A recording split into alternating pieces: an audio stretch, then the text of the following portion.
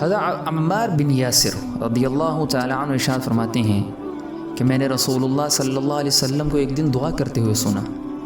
وہ خوبصورت دعا ہے، عربی میں بھی اس کو یاد کر لینا چاہیے۔ پہلے میں اس کا ترجمہ عرض کرتا ہوں، بعد میں پھر میں اس کی عربی بھی عرض کروں گا۔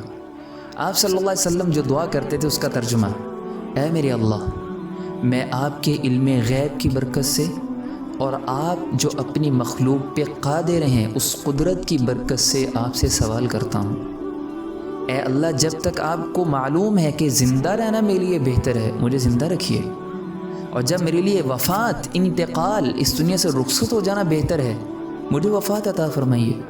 اے اللہ، میں آپ سے آپ کی خشیت، لوگوں میں، اکیلے میں آپ سے آپ کے خوف اور تقوی کا سوال کرتا ہوں، مجھے اپنا تقوی عطا فرمائیے۔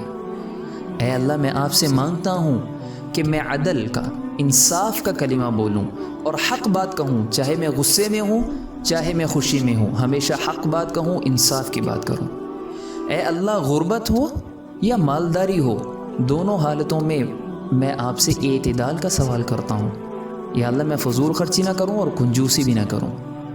اے اللہ، میں آپ سے ایسی نعمتوں کا سوال کرتا ہوں جو کبھی ختم ہونے والی نہ ہو، اور آپ سے آنکھوں کی ٹھنڈک کا سوال کرتا ہوں جو ہمیشہ رہنے والی ہو۔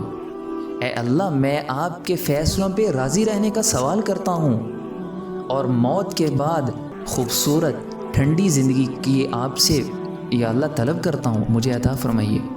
اے اللہ، میں آپ سے مانگتا ہوں آپ کے چہرے کی زیارت کی لذت مجھے عطا فرمائیے گا، اور اے اللہ، میں آپ سے سوال کرتا ہوں آپ سے ملنے کا شوق مجھے عطا فرما، کسی مصیبت کی وجہ سے نہیں، کسی فتنے کی وجہ سے نہیں، بلکہ آپ کی محبت کی وجہ سے آپ سے ملاقات کا شوق ہو۔ اے اللہ، ایمان کے ذریعے سے ہمارے جسم کو مزین فرمائیے اور ہمیں ہدایت یافتہ لوگوں میں داخل فرما دیجیے۔ اب میں اس کو عربی میں عرض کرتا ہوں، عربی میں بھی اس کو یاد کر لیا جائے۔ اللہم بعلمک الغیب وقدرتک علی الخلق احینی ما علمت الحیاة خیرا لی وتوفنی اذا كانت الوفاة خیرا لی۔